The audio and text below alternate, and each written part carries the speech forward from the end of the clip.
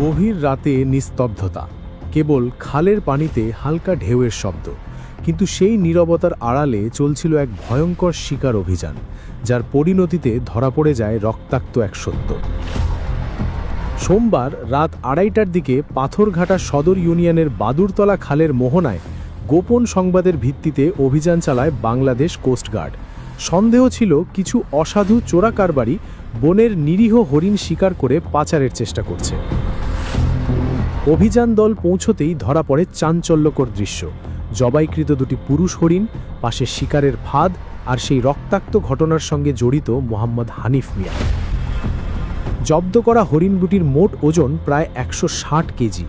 প্রকৃতির বুকে এমন নির্মম হত্যার প্রমাণ যেন নীরব প্রতিবাদ জানাচ্ছিল। আটক হানিফ মিয়া পাথরঘাটা পৌরসভার 7 নম্বর ওয়ার্ডের বাসিন্দা। পরে তাকে বন বিভাগের কাছে হস্তান্তর করা হয়। বন বিভাগের বিট কর্মকর্তা মোহাম্মদ আব্দুল হাই জানান, দীর্ঘদিন ধরে একটি চক্র উপকূলীয় অঞ্চলে বন্য প্রাণী শিকার করে পাচার করছিল। এমন তথ্যের ভিত্তিতেই অভিযানটি পরিচালিত হয়। মঙ্গলবার তাকে পাথরঘাটা সিনিয়র জুডিশিয়াল ম্যাজিস্ট্রেট আদালতে হাজির করা হলে বিচারক মোহাম্মদ পনির শেখ সংক্ষিপ্ত বিচারের মাধ্যমে 1 বছর সশ্রম কারাদণ্ড আর 50,000 টাকা অর্থদণ্ড দেন। অর্থদণ্ড অনাদায়ে আরও 3 মাসের বিনাশ্রম কারাদণ্ডের আদেশ দেওয়া হয়। এছাড়া জব্দ করা হরিণ দুটিকে কেরোসিন দিয়ে মাটি চাপা দেওয়ার নির্দেশ দেন আদালত, যাতে সেগুলো আর কোনোভাবে বাজারে প্রবেশ করতে না পারে।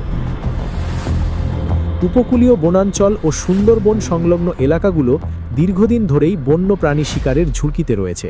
পরিবেশবাদীরা বলছেন, একটি হরিণ শুধু একটি প্রাণ নয়, এটি একটি বাস্তুতন্ত্রের গুরুত্বপূর্ণ অংশ।